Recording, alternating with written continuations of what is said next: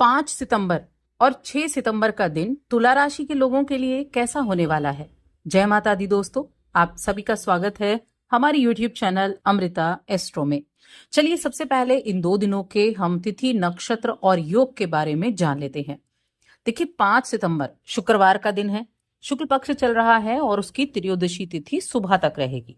चंद्रमा मकर राशि में है, श्रवण नक्षत्र में है। योग की अगर बात की जाए तो एक तो शोभन नाम का योग इस दिन बनेगा, सर्वार्थ सिद्धि नाम का योग इस दिन बनेगा, रवि नाम का योग इस दिन बना हुआ है। अब 6 सितंबर की अगर बात करें तो 6 सितंबर शनिवार का दिन है, शुक्ल पक्ष की चतुर्दशी तिथि है और चंद्रमा कुंभ राशि में सुबह को प्रवेश कर जाएंगे, घनिष्ठ नक्षत्र में रहेंगे। यहाँ सुकर्मा नाम का योग है और साथ में रवि योग बना हुआ है। अब सूर्य जो है वो सिंह राशि पूर्व फाल्गुनी नक्षत्र में, लेकिन ये पूर्व फाल्गुनी नक्षत्र का पद बदलेगा इस दिन। तो ये हो गई हमारी ग्रहों की स्थिति। अब इनका प्रभाव कैसा होने वाला है, क्या चीजें आपके लिए लाभदायक रहेंगी, किन चीजों से आपको सावधानी रखनी होगी, इसके बारे में विस्तार से जान लेते हैं। आगे बढ़ने से पहले छोटा सा निवेदन है, चैनल पर पहली बार आए हैं, अभी तक चैनल को सब्सक्राइब नहीं किया है तो जरूर कर लें। तो यहाँ सबसे पहले मैं बात करूंगी 5 सितंबर के बारे में। देखिए 5 सितंबर अगर मैं आपकी हेल्थ की बात करूं तो हेल्थ के मामले में ये दिन ठीक दिखाई दे रहा है और आपके पास अच्छा वक्त होगा अपनी हेल्थ इंप्रूवमेंट के लिए, कुछ एक्सरसाइज वगैरह करने के लिए, और ये आपको करते भी रहना चाहिए। वैसे तो जो मकर राशि के चंद्रमा होते हैं ना, यहाँ आपको एक बेहतरीन अवस्था प्रोवाइड करते हैं, भावनात्मक रूप से भी और शारीरिक रूप से भी। एक स्वस्थ जीवन जीने की कला आपको देखने को मिलती है। आज के दिन आप जो भी योजनाएं बनाएंगे, जिस भी फील्ड में आप काम कर रहे हैं और वहां आप एफर्ट कर रहे हैं, तो अच्छे रिजल्ट मिलने की उम्मीदें बनी हुई हैं। आपका जो कार्य प्रदर्शन है वो काफी अच्छा रहेगा और अपने काम के जरिए आपको हो सकता है कि कोई सम्मान मिल जाए, कोई प्रशंसा मिल जाए, किसी न किसी तरह की ऐसी चीज जो आपको खुशी दे, ऐसी चीज आपके लिए होने वाली है। तो इन चीजों को लेकर काफी उत्साह मन में रहेगा, आपका व्यवहार अच्छा रहेगा, चाहे वो आपका घर का निजी जीवन हो, चाहे वो आपका कार्यस्थल हो, दोनों ही जगहों पर आपका जो व्यवहार है ना वो अच्छा है। आपके आसपास के लोग आपके विचारों की सराहना करेंगे, आपके व्यवहार की सराहना करेंगे और आप में वो क्वालिटी भी है कि आप लोगों को मंत्रमुग्ध कर देते हैं। देखिए तुला राशि के जातकों को आप जब भी देखें ना तो आप ऑब्जर्व करेंगे कि ये जो व्यक्ति है ना, ये इतना मीठा, इतना घुल मिल कर बोलते हैं कि व्यक्ति उनकी बातों को सुनना चाहता है। ये इनकी क्वालिटी होती है क्योंकि इनको बैलेंसिंग बहुत अच्छी आती है। तो आज का दिन एक तरह से हम कह सकते हैं सकारात्मक ऊर्जा से भरा हुआ रहने वाला है। आप सामाजिक तौर पर भी सक्रिय रहेंगे। इस अवसर का उपयोग आप अपनी सामाजिक स्थिति को बेहतर करने के लिए कर सकते हैं। आपकी पेशेवर स्थिति, जो आपका वर्क प्लेस, जो आपका कार्य क्षेत्र है, उसको और अधिक अच्छा बनाने के लिए आप कर सकते हैं। और जब ऐसा आप करते हैं तो निश्चित रूप से सफलता आपको मिलनी तय है। अब बाकी चीजों की अगर बात करें तो देखिए लंबे समय से कोई मुआवजा अगर आपका अटका हुआ है और आप बड़े एफर्ट भी कर रहे हैं, तो मुआवजे के मिलने की, या फिर किसी को कर्ज दे रखा है तो कर्ज के मिलने की संभावनाएं बहुत अधिक बन रही हैं। तो वहां आपको थोड़े जो एफर्ट कर रहे हैं ना उनसे पीछे नहीं हटना है। कामकाज में जरूरत से ज्यादा आप कुछ तनाव ना लें बस। वैसे तो कामकाज अच्छा है, लेकिन कई बार होता है परिवार की जरूरतें ज्यादा बढ़ जाती हैं और इच्छाएं ज्यादा बढ़ जाती हैं। देखिए इच्छाएं सबको सबको सबको चाहिए, इच्छाओं का कोई अंत नहीं है। और जरूरत और इच्छा, इन दोनों में बहुत अंतर है। जरूरत जो आपको चीजें जरूरी हैं और इच्छाएं जिनका कोई अंत नहीं है। तो इसीलिए जरूरत की तरफ ध्यान दें, इच्छाओं को दरकिनार करें।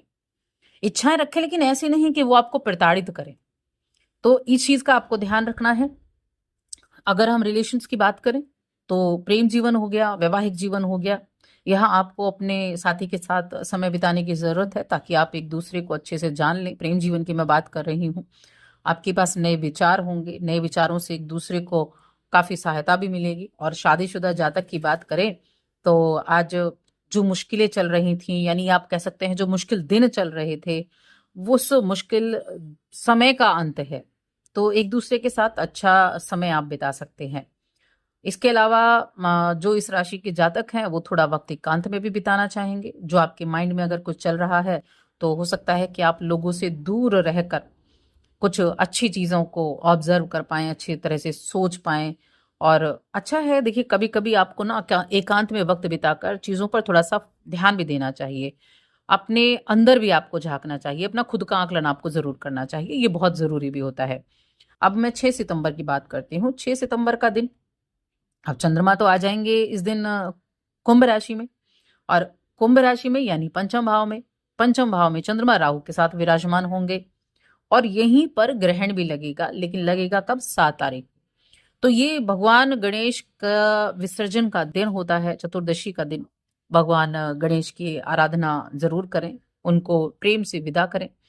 और राशिफल की जहाँ तक बात है, तो आज का दिन किसी भी तरह के शेयर मार्केट पर विचार विमर्श करने के लिए, कुछ चीज़ों को ऑब्जर्व करने के लिए अच्छा है, लेकिन उनके अंदर इतना डूब ना जाए कि आप उसमें ही अपना दिन बिता दें।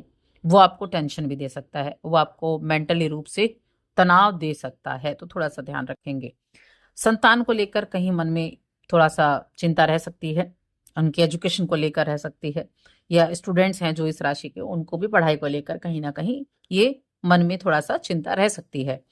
बाकी चीज़ों की अगर बात करें, तो बाकी चीज़ों के मामले में ये दिन, अगर आप किसी कंपनी में आप काम कर रहे हैं, तो देखिए आपको बदलते समय के साथ चलने की ज़रूरत है। अगर आपके पास कोई भी ऐसी स्किल्स नहीं है, तकनीकी ज्ञान नहीं है, तो उसको प्राप्त करने की कोशिश आपको लगातार करते रहना चाहिए। हो सकता है शुरू में आपको थोड़ा मुश्किल लगे, लेकिन आप जब कोशिश करेंगे तो चीज़ें अच्छी हो जाएँगी। तो काम को कर लेना एक बात है, लेकिन उसे ठीक से करना, ये ज़्यादा महत्वपूर्ण है कि आप उसको किस तरीके से करते हो। अगर हम फाइनेंशियल कंडीशन की बात करें, तो वो ठीक-ठाक रहेगी। आपके आत्मविश्वास में वृद्धि देखने को मिलेगी, आत्मसंतुष्टि भी रहेगी, अपने करियर पर ध्यान देंगे, आर्थिक निपुणता ये रहेगी। आपको अपने ऊपर गर्व भी होगा, ऐसा नहीं है। आप बहुत सी चीज़ें, आप बड़े अच्छे से समझने वाले, बड़े अच्छे से चीज़ों पर ध्यान देने वाले व्यक्ति भी हैं। तो अपने आर्थिक लक्ष्यों पर आपका फ़ोकस बना रहेगा, और अपने काम को ठीक से करने के लिए भी आप कुछ न कुछ अच्छी कोशिशें करते दिखाई देंगे। सामने अगर आप देखें, जो भाव होता है वो 11वां भाव है। तो यहाँ से जो दृष्टि रहेगी राहु की भी है, और साथ में चंद्रमा की भी है। तो यहाँ जो दृष्टि है वो शासन प्रशासन से जुड़े हुए कार्यों को सही समय पर करने की आपको सलाह देती है। और अपनी वाणी पर जितना नियंत्रण करेंगे, वाणी का उपयोग जितना अच्छे तरीके से करेंगे, उतना ज़्यादा अच्छा रहेगा। अगर रिलेशंस की बात करें तो ठीक है, आप संयम में रहकर काम करेंगे, जीवन में महत्वपूर्ण बातों पर भी आप ध्यान देंगे, तो वहाँ चीज़ें जो हैं वो फिर भी ठीक-ठाक हैं। उपाय क्या करना है? उपाय के तौर पर मैं कहूँगी चंद्रमा के आप उपाय करें, और ये चंद्रमा का उपाय आप ओम नमः शिवाय मंत्र का जप कर सकते हैं। आप कुछ चंद्रमा से जुड़ी हुई चीज़ें मंदिर में दान करके आ सकते हैं, ये उपाय करें, और साथ ही चैनल को सब्सक्राइब कर लें।